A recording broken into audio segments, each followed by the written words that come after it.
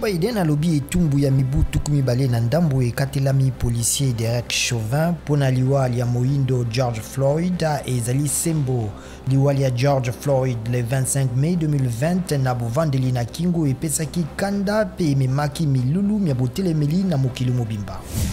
Mangomba maike ya société civile matelemeli bokutani ya Paul Kagame na Félix Tshisekedi lelo na Goma sima na bokutani bazalaki na yango lobi na Gisenyi na ngambo ya Rwanda. Bayi société civile bakondoli ete mokonzi ya Rwanda wanganaki kala mingi te bobomi na ekolo Congo démocratique pe alobaki rapport mapping ezali lokuta. Bakonzi ba Floride pe bandeko ya baton kama na ndambo baye bazali komona na te bazali kosenga biyano sima na bokoyisami ya ndako ya molai pene na Miami. Bolukiliki bozali kokoba na bitiki ya ndako Joe Biden atie état d'urgence.